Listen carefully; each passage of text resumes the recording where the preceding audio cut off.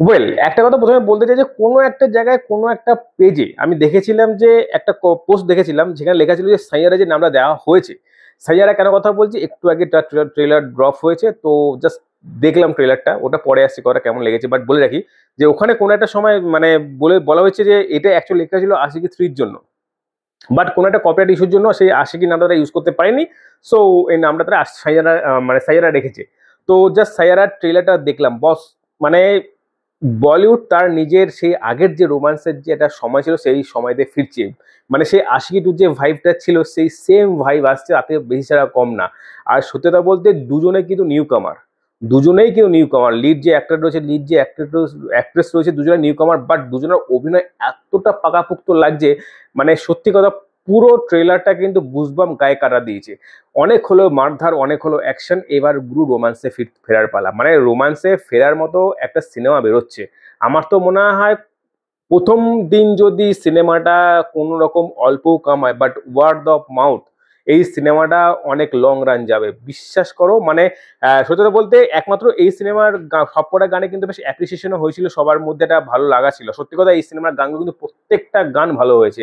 আর সেই গানের মানে সুর দিয়ে কিন্তু পুরো স্টোরিটা যা দেখা গেল, লাইক সত্যি কথা মানে গুজবাম, মানে পুরো গুজবাম। আর নতুন যে একটা যে অভিনয় করছে তার অভিনয় সত্যি কথা চোখে পড়লো ট্রেলারে, এই ঝলকটা দেখা গেল।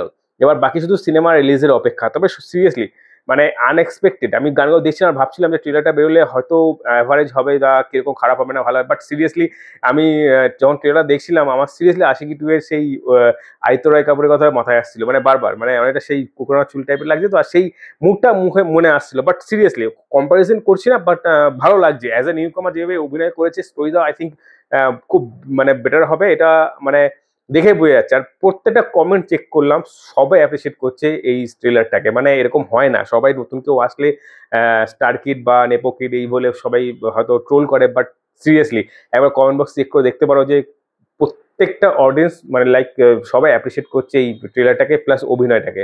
আর ইভেন অবভিয়াসলি লিড অ্যাক্ট্রেস যে রয়েছে আহানা অর কি নামটা দেখলাম, যাই হোক, তাকেও ভালো লাগছে সিরিয়াসলি। মানে নতুন নিউ কামার দুজনে এসে যে এতটা কাঁপাবে ট্রেলারে, শুধুমাত্র ট্রেলারে, সেটা কিন্তু একদম ভাবতে পারি না সিরিয়াসলি। মানে অসম্ভব মানে সুন্দর লাগছে। আর সিরিয়াসলি গানগুলোর মধ্যে যেভাবে যে ট্রেলার কাটটা করা হয়েছে প্রত্যেকটা সিন কিন্তু গুজবাম দিচ্ছে।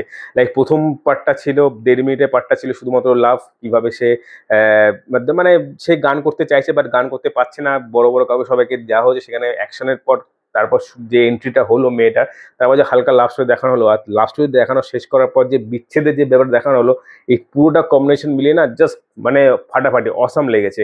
আর সিরিয়াসলি মানে বলতে বাধ্য হচ্ছি যে এই সিনেমাটা বাদ দেওয়া যাবে না কারোরই, মানে সিরিয়াসলি। মানে এটা আবার নতুন অধ্যায় শুরু করবে আই থিঙ্ক। এই সিনেমার গানগুলো তো সেইভাবে এখনো প্রচার হয়নি, বাট সিনেমাটা দেখার পর ইটস লাইক মানে মানে ব্লাস্ট হবে, ব্লাস্ট। মানে সাইয়ারা যে গানগুলো হবে সিনেমা দেখার পর প্রত্যেকজন আবার সেই শুরু হবে, মানে মোটামুটি লাভার্সরা আপাতত এই সিনেমা বেরোনোর পর এই সিনেমার প্রতি পাগল হবে কিছু দিনের জন্য, এটা কনফার্ম। তো বাকি তোমাদের ট্রেলার কেমন লাগলো অবশ্যই কমেন্টে জানাও। তো বন্ধুরা আজকে এই পর্যন্ত, দেখা হবে পরের ভিডিওতে, টাটা, বাই বাই।